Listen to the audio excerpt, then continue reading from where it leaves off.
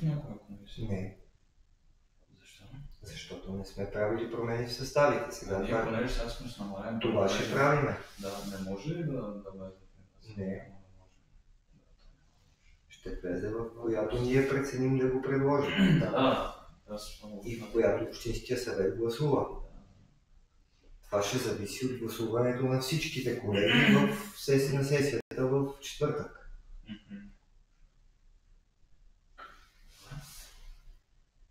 Сега ще се направят предложения за промени в съставите и попълването на съставите.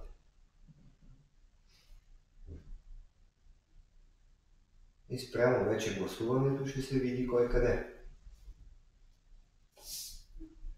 А камерата ще ни пускат ли? Тя май е пусната. Да я питай. Кои ще да почваме? Виждам. Пуснат съм. Добре. Колеги, две са реално докладните и материалите за тази сесия. Едното е свързано с спортист на годината, другото е едно заявление от Сдружение Рилски скиор ветерани.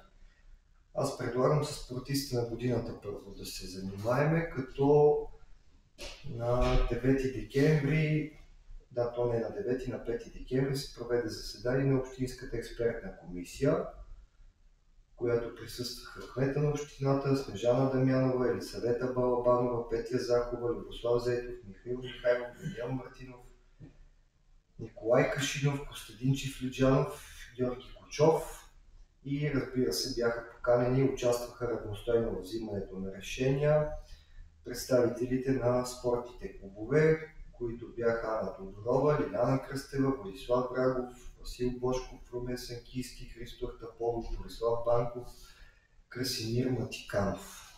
Всички тези почти 20 човека участвахме в тази общинска експертна комисия и въз основа на номинациите, които бяха направени от спортните клубове и въз основа на правилата, които имаме за точкуване, имаме следното класиране. Спортист на годината Самоков 2024 година. Първо място Георги Караджинов от OTP сноуборд. Второ място Марио Матиканов Александър логистикски бягане. Второ място също те са с един вид са равносилни. Кристиян Крумов сноуборд. Четвърто място Наталия Тасева от клуба по борба. Пето място Радостина Славова сноуборд. Шесто място Николета Джелепова Александър логистик. Седмо място Павел Марков ски алпийски дисциплини. Осмо място Димитър Бошков. Девето място Иленка Стефанова от клуба по борба и десето място Дани Чулаков. За отбор на годината мисля, че тук ни беше най-лесно, защото въз основа на резултатите, които баскетболният отбор на Рилски спортист мъже постигна тази година, шампион на Купа България, категорично победи, гласуваха всички единодушно. На второто място е отбора жени девойки отново на баскетболния клуб и на трето място клуба Дунавска в отбора на момичетата от 8 до 10 години. Треньор на годината при индивидуалното, разбира се, решихме и е редно треньорът на годината на индивидуалния спортист, който печели съответно и наградата спортист на годината, съответно това е Илян Караджинов, за треньор на годината отборна и Любомир Киров, който е треньор на баскетболния отбор. Второ място на Александрина Кашинова от клуба по борба и трето място Христо Артаполов от бордборд Самоков, клуба по сноуборд. И разбира се, поощрителни награди, които са 30 на брой. Ако искате, ще ви ги изчета. Ако искате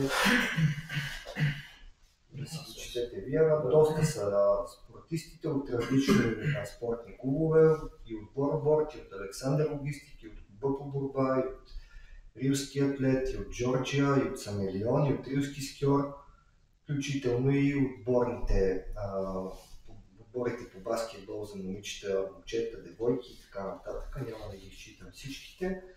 Мотивите за предложенията също не смятам да ви ги изчитам. Пак казвам, комисията беше доста трудно да вземе това решение, но ние с господин Джордов стигнахме до извода, че е добре да се направят промени в правилника за до година живот и здраве и ще се ангажираме с това нещо, за да може и по-лесно и по-обективно, разбира се, да се работи за напред.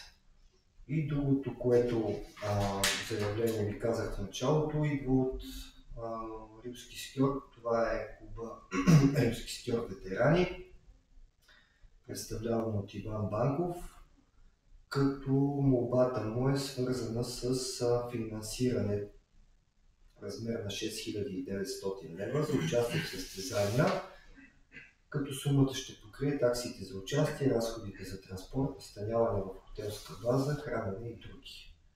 Разбира се, аз съм длъжен тук да спомена и вие, когато сте участвали, поне Християн, нали, е участвал и в миналия мандат комисията по спорт, знае, че винаги сме имали позволи на ветераните каквато и сума да са искали, защото те заслужават най-малкото от успехите, които са имали в младите си години, пък и сега, когато представляват общината на тези техни състезания, винаги са вземали призови места и награди и смятам, че ние ще им го дадем за становище, разбира се, много към общината, но смятам, че заслужава такава сума и разбира се да се представи достойно и пожелано.